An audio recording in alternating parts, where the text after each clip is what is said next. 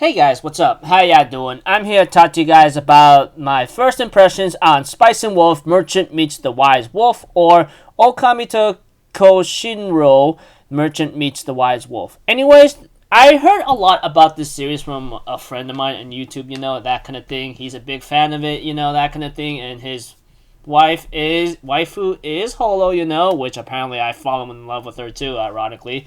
Strange enough as it is, so yeah. Anyways, let's just talk about this episode real quick, okay?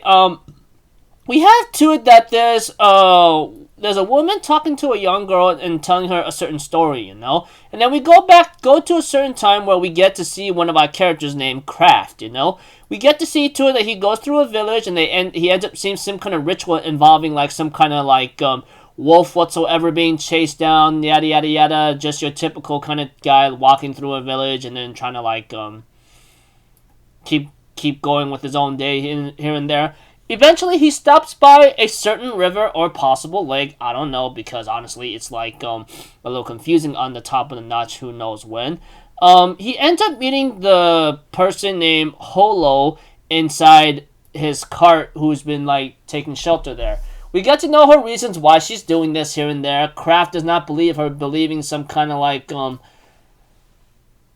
strange person being like this, but eventually we get to see her powers a bit here and there. I don't know. It involves either taking some blood or some little small wheats whatsoever, All I know is like they become somewhat acquainted when the time present. They become somewhat acquainted, which I just go like, whatever, that kind of thing. I don't even know myself anymore because, that's just yada yada yada. That aside, we get to see to it eventually. Kraft, after seeing what Holo can really do in terms of like abilities here and there, we have to it that he decides to stay at the village and have like have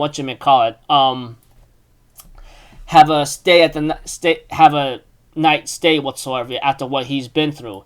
After talking with like Holo in the same room whatsoever here and there, and seeing how they're not going to be separated for a bit, they decide to help each other or accompany each other for the time being, Which I go like, okay, whatever. I mean, like whatever the situation is, and then we get to see Holo in some new clothing. She was like freaking naked the entire time, which of course that's like major fan service right there for those who likes wolves or freaking hot animal girls whatsoever. You get the idea. That aside, we get to see to it that Holo decides to like travel with Kraft and knows that she's going to be very useful to help him out here and there, So I go like, okay, whatsoever, This ought to be interesting how like how this turns out, But yeah. Anyways, thought the episode was was pretty cool in a certain way. I mean, like, most of the time, not 65% of it was, like, showing Holo being all hotsy-daisy, all around hot stuff, you get the idea. But, other than that, not too bad of a start, I mean, like I said, I only heard the series from a friend, which he's a big fan of Holo or Spice and Wolf because of its economics here and there.